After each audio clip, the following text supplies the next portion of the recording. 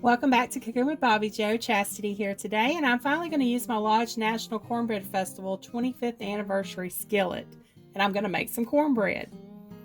It occurred to me I'm always cooking in cast iron, but I don't take the time to show the cast iron newbies how I clean and care for my cast iron. I have a video on how I seasoned up my cornstick pan, but I think that's the only one I have a video on that I can think of. I've got a lot of videos out there though. Now on YouTube, there's over 1,000 videos, I'm sure, of how to just take care of your cast iron. And it seems like everybody has different ways of doing it. But I'm going to show you the way I was taught, and it's worked just fine for me through the years. So here's my skillet. The one I bought at the festival, I gave away on my 1,000 subscriber giveaway last week. This one I found in the factory second section at the Lodge factory store in South Pittsburgh, Tennessee. It was over half off, so I grabbed it up. When they're on the factory seconds, it means it has a flaw somewhere that didn't pass inspection to be sold with a full price skillet, so they put them in the factory seconds. And this is where the skillet was hanging when it was seasoned on the conveyor. This isn't a flaw in it. That's normal. I did a short video on that yesterday. I'm trying to remember where the flaw is in the skillet.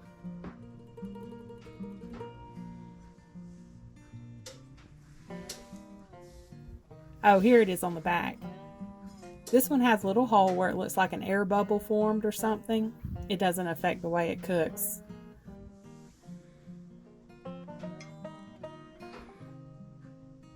Okay, maybe there is a little one right here too. Anyway, I love the factory second section because I'm cheap and I do not like to pay full price for anything. That's where almost all of my Lodge cast iron comes from.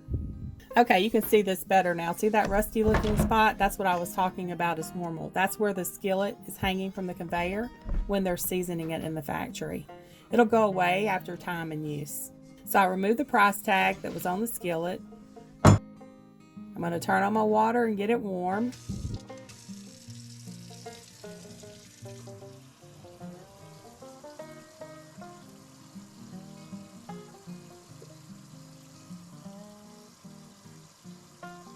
And the first time I wash the skillet, I always put a dab of Dawn dish soap in it. You can put soap in cast iron as long as it's not lye soap. I get out my Lodge brush and I brush it down good.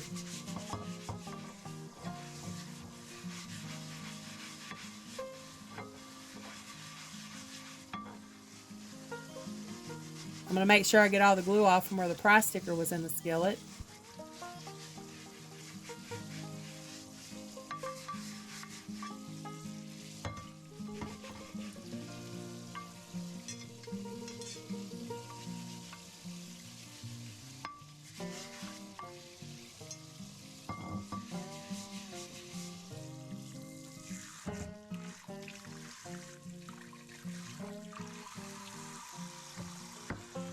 I'm going to rinse it all down good.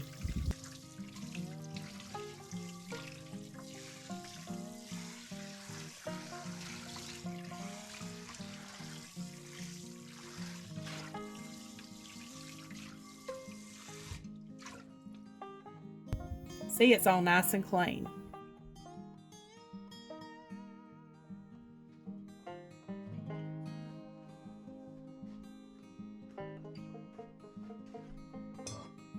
So now I'm just going to dry the skillet.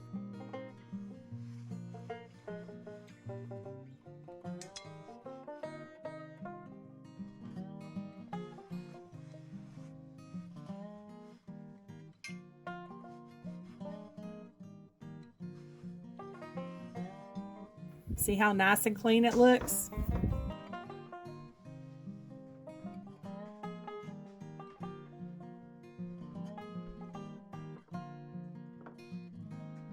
This is my oilcloth.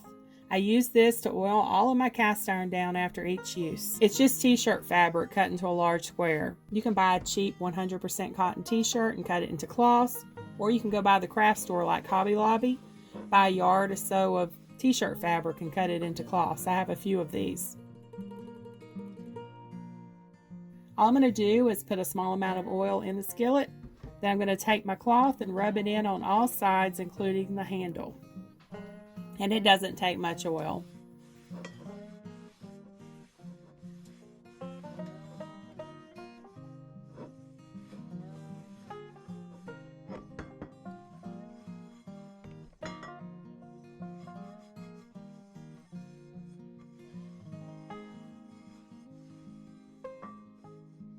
See how good that looks?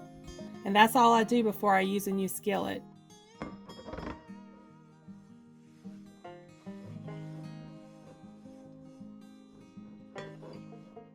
So let's make some cornbread. You can use whatever recipe you want for your cornbread. I'm using the Kettner's Mill recipe minus the sugar this time. Kettner's Mill is not far from here. I have a video on our travel channel of Kettner's Mill. I'll link it above. And the recipe calls for 3 tablespoons of butter, and a stick of butter has measurements on it. So I'm just going to cut 3 tablespoons off and place it in the skillet. And I'm going to place it in the oven, preheating it on 350 degrees. Yeah, you heard that right. I wasn't sure about this the first time I made it because I have always cooked cornbread on 425 to 450 degrees, never on 350 degrees. But it turns out perfect every time. Since I have my Tennessee skillet, I need my Tennessee cornmeal. That way, this will be a drool-worthy pound of Tennessee cornbread.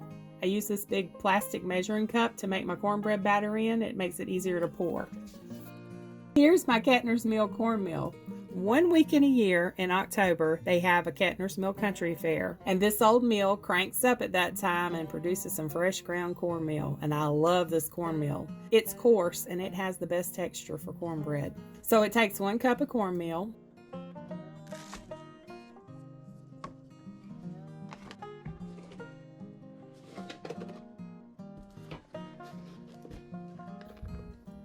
a half a teaspoon of salt,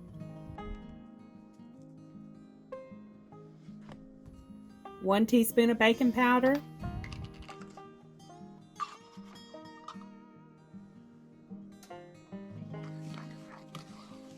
and the recipe calls for 1 tablespoon of sugar, but I'm going to leave it out this time to see what it tastes like without it.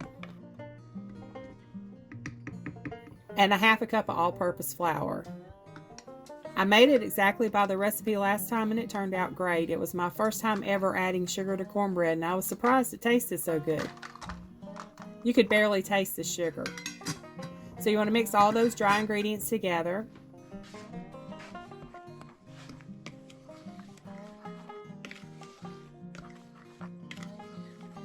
And next you want to mix 1 cup of milk and 2 eggs together.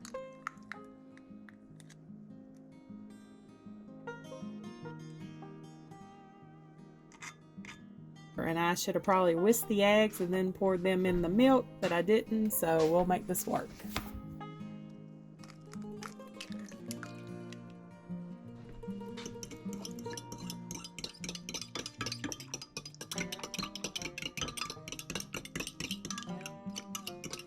Next, pull the skillet out of the oven and pour about 2 tablespoons of that melted butter into the milk mixture.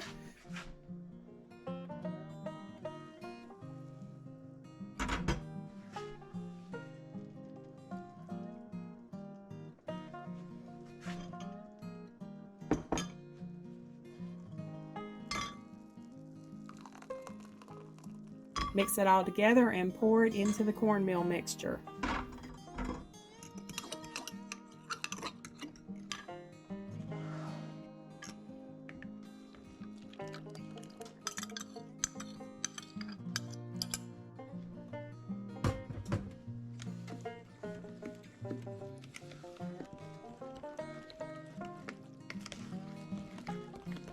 And you want to mix all that together and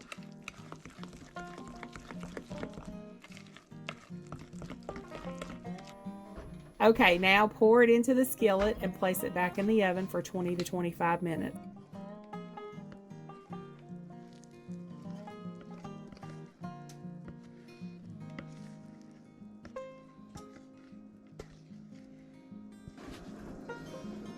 And we'll be back in a few minutes.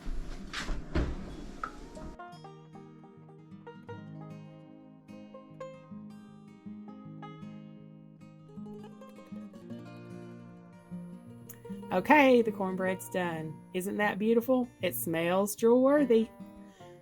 Let me butter it up.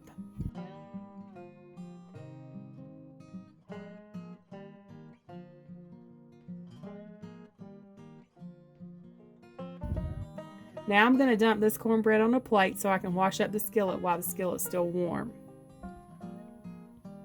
I'm going to go around the edges with a knife just to make sure nothing's sticking. And then I'm just going to dump it on the plate. And I would normally put the plate up against the skillet and carefully dump it out, but this skillet is pretty hot. And I didn't want my cold plate to crack when it hit that hot skillet.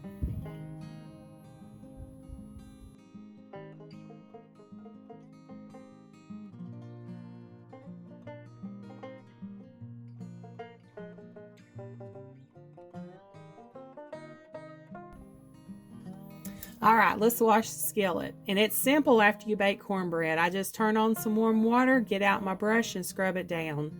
I don't bother with soap this time.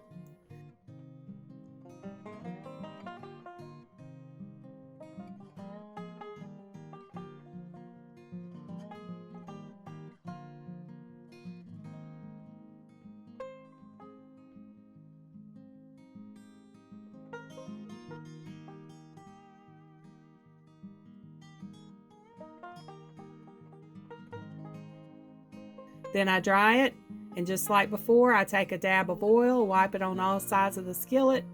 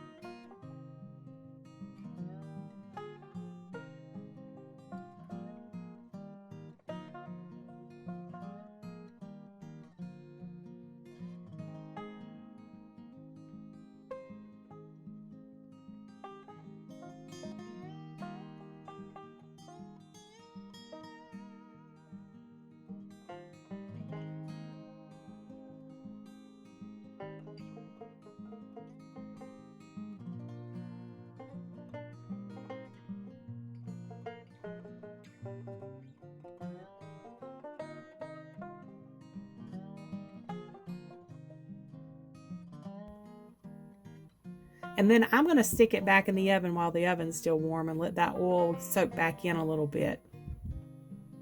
But that's all there is to it. It's ready for next time.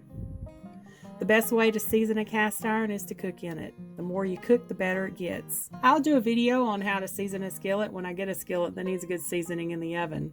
I will tell y'all I don't do the high temps that Lodge recommends because it smokes up my house. I do low temperatures for a longer time frame. Well, I hope all of my cast iron newbies found this helpful. Next week, I will be doing my first live cook. It's going to be Nolan's 5th birthday, and we will be making a doggy birthday cake. This will be very interesting. You never know what's going to happen when you have dogs live in the kitchen. And it's going to be a morning live because I run out of energy in the afternoon. I'm still dealing with the long C virus, and I have my best energy in the morning, so I will do it in the morning. I'll post info about it on my community page when I decide exactly when I'm going to do it. Thanks so much for stopping by and watching. Don't forget to subscribe for more do-it-yourself projects, bird videos, gardening, and drool-worthy human and doggy treats. Y'all have a blessed day.